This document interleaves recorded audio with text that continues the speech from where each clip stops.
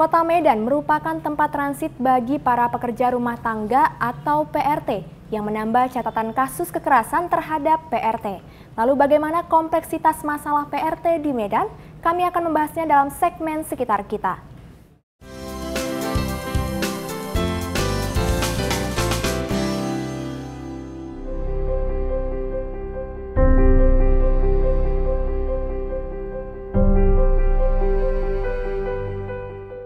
Seminggu sekali harus istirahat, tiap minggu memang minta libur.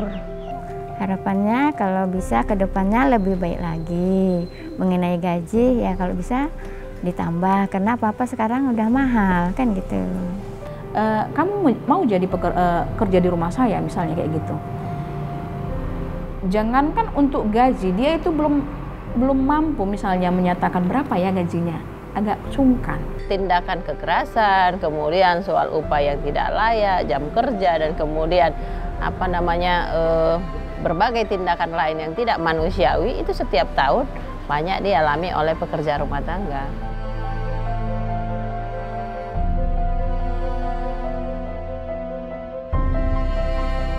Sebagai kota yang berbatas dengan negara tetangga, Malaysia, Singapura, dan Thailand, Kota Medan kerap menjadi persinggahan para pekerja rumah tangga. Kota ketiga terbesar di Indonesia ini juga cukup banyak menyerap PRT dari daerah lain, seperti dari NTT, Jawa, dan lainnya. Di samping itu, PRT yang merupakan warga asli Kota Medan juga tidak sedikit. Kondisi ini membuat Medan tak pernah surut dari isu PRT.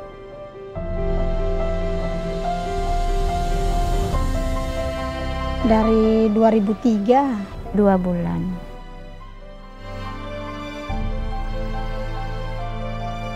Ya cemana lah, keadaan susah. Kalau nggak bantu kerja, mengharap dari suami kurang mencukupi karena anak banyak. Ya nyoba-nyoba aja Bu, karena nggak ada yang lain kan, apa yang mau dikerjain gitu ya kan.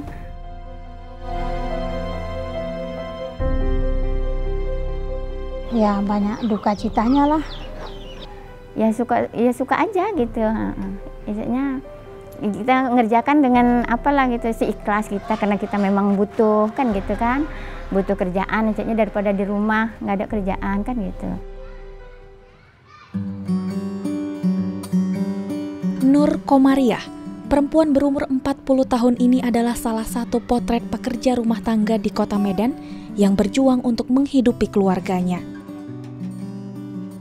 Menjadi orang tua tunggal sejak 16 tahun yang lalu, membuat Nur rela bekerja keras demi kedua anaknya dengan menjadi pekerja rumah tangga. Pekerjaannya khusus menyetrika pakaian dengan upah Rp450.000 per bulan untuk 3 kepala keluarga. Jumlah ini tak mampu memenuhi kebutuhannya. Ia pun memilih pekerjaan sampingan sebagai tukang melipat kertas sembayang. Rp50 per lembar adalah satu-satunya harapannya untuk bisa menambah penghasilan. Cuman kan karena kerja kita itu aja, kerja kita itu aja kan, nggak ada yang lain, pegang kerjaan hanya menggosok aja. Jadi dibayar segitu ya udahlah gitu. Kalau mengharap lebih itu enggak. Ya mengharap lebih, cuman kan mungkin dia itu mengkasih kita lebih kan gitu kan, sementara kerjaan kita ini aja gitu, jadi pasrah gitu.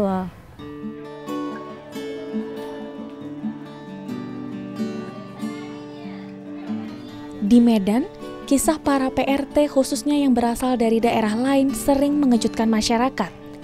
Selain gaji yang tidak layak, perlakuan terhadap PRT juga di luar batas. Sering PRT tidak mendapatkan gaji, menerima siksaan, bahkan pada tahun 2014 tercatat 4 PRT meninggal dunia karena perlakuan tak layak para majikan. Kita dikurung dalam rumah, dikunci dalam rumah, nggak boleh keluar ke tetangga bercerita, dikurung aja di dalam rumah, di lantai 4, lantai 2, dikurung aja di dalam. Udah mau 3 tahun, tapi gajinya nggak dikasih sama sekali. Dari awal sampai sekarang nggak dikasih.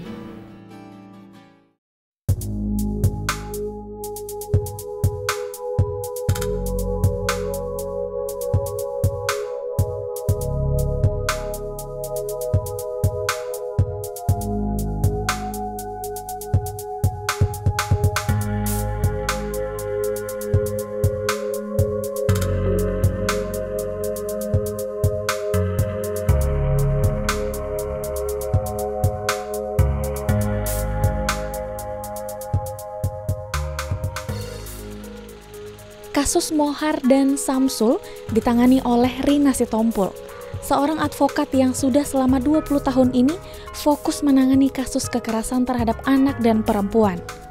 Rina tahu betul bagaimana kedua kasus ini tidak menjadi prioritas dan baru ditangani setelah menunggu jatuhnya korban.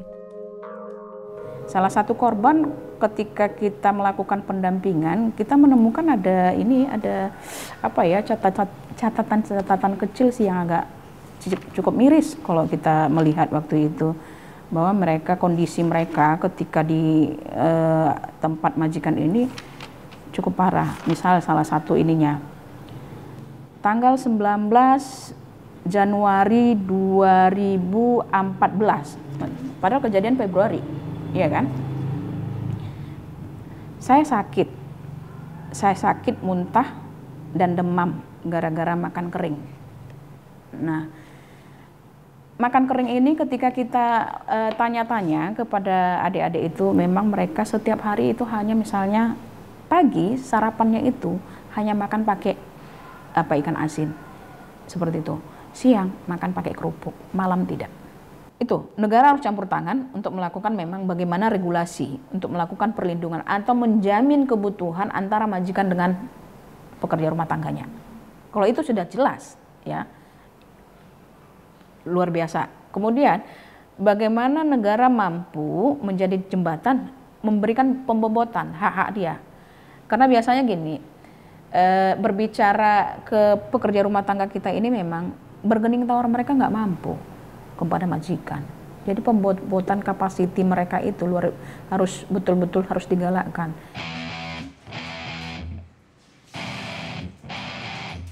Korban kekerasan terhadap PRT terus berjatuhan di berbagai daerah, khususnya di Medan. Namun, regulasi yang mengatur tentang hak-hak PRT belum juga ada di Indonesia.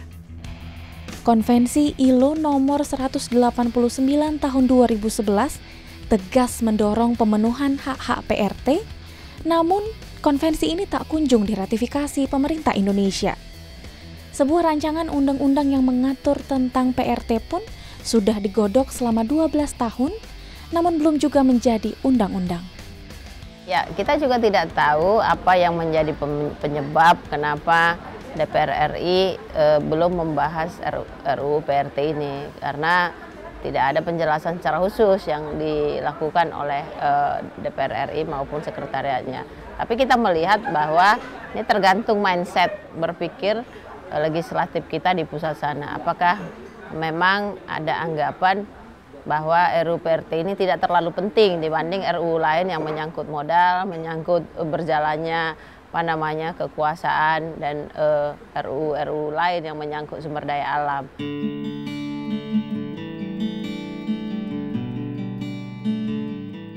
Pekerja rumah tangga adalah pekerjaan yang layak mendapat perlindungan.